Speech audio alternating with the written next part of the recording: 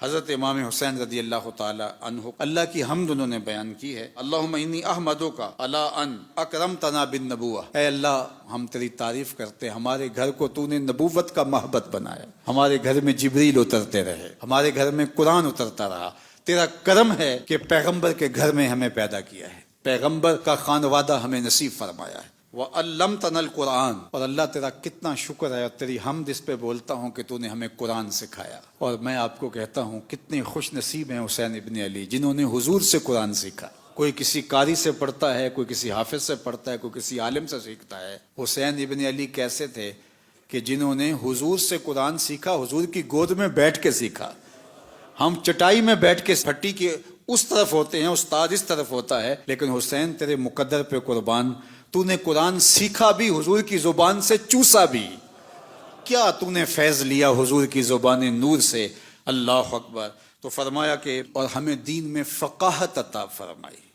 دین کی فقاہت بہت بڑا نور ہے۔ سرسری طور پہ دین کا نام لینا اور دین کو جاننے کا دعویٰ کرنا اور ہے، دین کی بصیرت نصیب ہو جانا، دین کی فقاہت نصیب ہو جانا، یہ بہت بڑی دولت ہے، اور اللہ جس کی بھلائی کا ارادہ کرتا ہے اس کو دین کی فقاہت عطا کر دیتا ہے، سمجھ عطا کر دیتا ہے۔ جب دین کی فقاہت نصیب ہو جائے تو وہ دین نافع بن جاتا ہے، وہ باطن کی ستھرائی کا، عفت کا، پاک دامنی کا ذریعہ بنتا ہے، وہ دین اللہ کی قربت کا سبب بن جاتا ہے۔ ورنہ کثرت روایات کا حفظ کر لینا اور بہت ساری عبارات کا یاد کر لینا اور بہت سارے مسائل کا یاد کر لینا، یہ تو ماضی کے اندر ہم تاریخ دیکھتے ہیں کیسے کیسے لوگ ہوئے اور ان کی ذہانتیں کس معیار پہ تھیں، لیکن گمراہیوں کے گڑھوں میں جا گرے۔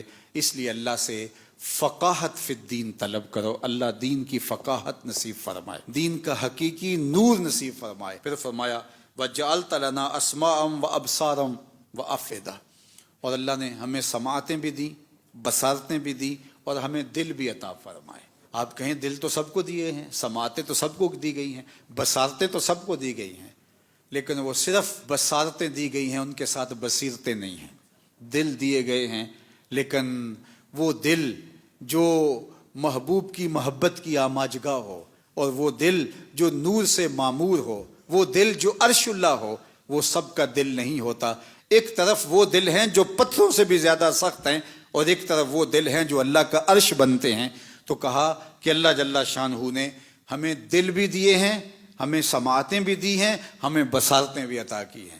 ان لوگوں کے بارے میں کہا گیا جو حق کو قبول نہیں کرتے کہ ان کی آنکھیں تو ہیں لیکن دیکھتے نہیں، ان کے کان تو ہیں مگر سنتے نہیں، ان کے دل تو ہیں مگر سمجھتے نہیں۔